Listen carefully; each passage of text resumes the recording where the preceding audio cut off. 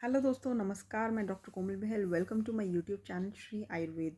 आज के इस एपिसोड में मैं आपको बताने वाली हूँ आफ्टर बीएमएस हम कौन कौन सी टॉप मोस्ट 5 जॉब्स जो है सिलेक्ट कर सकते हैं जिसमें अच्छा सैलरी पैकेज होता है। तो चलिए स्टार्ट करते हैं। दोस्तों, सबसे पहले तो बीएमएस कंप्लीट करने के बाद विद इंटर्नशिप जब आप बीएमएस कंप्लीट करके रजिस्टर्ड होते हैं तो आप हॉस्पिटल्स में एज अ मेडिकल ऑफिसर की जॉब कर सकते हैं प्राइवेट हॉस्पिटल्स में।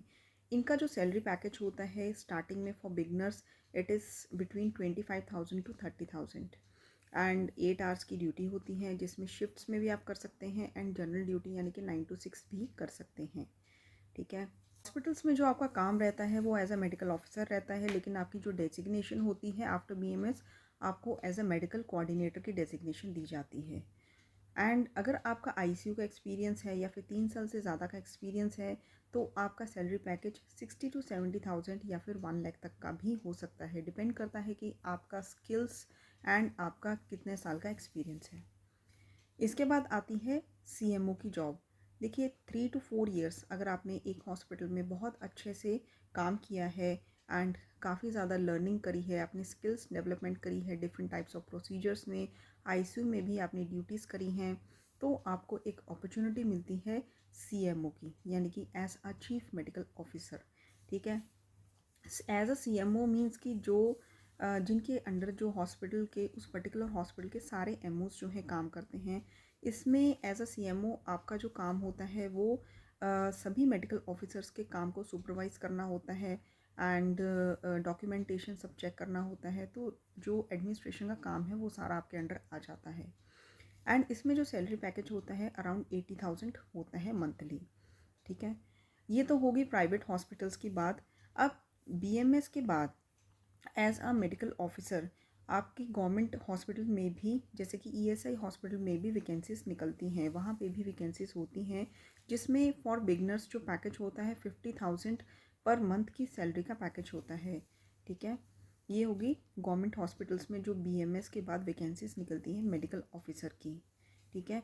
नेक्स्ट है कि अगर आपको टीचिंग में इंटरेस्ट है, पढ़ाने में इंटरेस्ट है एंड आप लेक्चरर बनना चाहते हैं तो आफ्टर बीएमएस आप पीजी एंट्रेंस एग्ज़ाम क्लियर करके एमडी करके आप लेक्चरर में जा सकते हैं। ठीक है। उसमें कॉलेजेस जो होते हैं डिफरेंट आयुर्वेदिक कॉलेजेस, उसमें आपको एज ए लेक्चरर की जॉब मिलती है जिनका सैलरी पैकेज भी काफ़ी अच्छा होता है। 50 to 60,000 ये से ज़्यादा होता है। डिपेंड करता है कि आपको कौन से कॉलेज में जॉब मिली है। इसमें आपको टाइम भी जो है लाइक प्राइवेट हॉस्पिटल्स में आपको 8 आवर्स देने पड़ते हैं, 9 आवर्स देने पड़ते हैं जॉब के लिए। ऑलमोस्ट सारा दिन आपका लग जाता है। लेकिन एज अ लेक्चरर आपको 4 to 5 आवर्स ही जो है जॉब में देने पड़ते हैं, बाकी आप टाइम अपने फैमिली के साथ स्पेंड कर सकते हैं।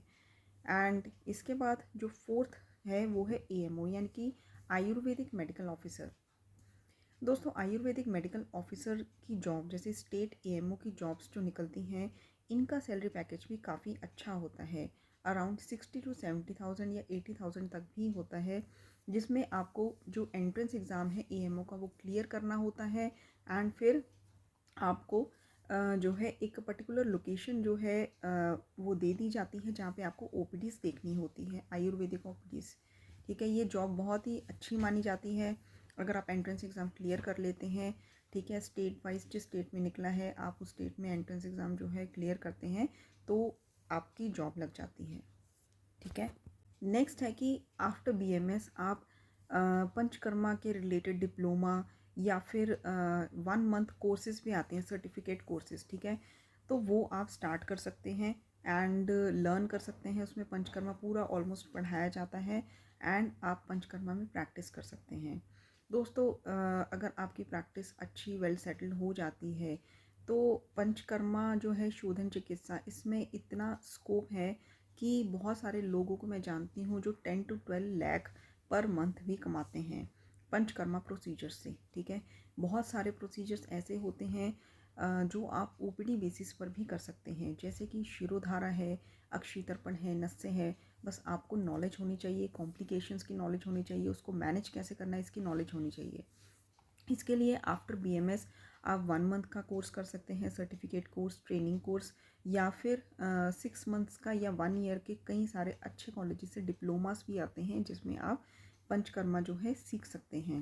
नेक्स्ट एंड लास्ट ये है कि मैंने बहुत सारे डॉक्टर्स ऐसे देखे हैं जो सिर्फ एक डिज़ीज़ पर काम करते हैं, ठीक है, और उसी डिज़ीज़ को लेकर जब उनको अच्छे से रिजल्ट्स मिलते हैं पेशेंट में तो वो काफ़ी पॉपुलर हो जाते हैं, जिससे दूर दूर से लोग उनके पास आते हैं।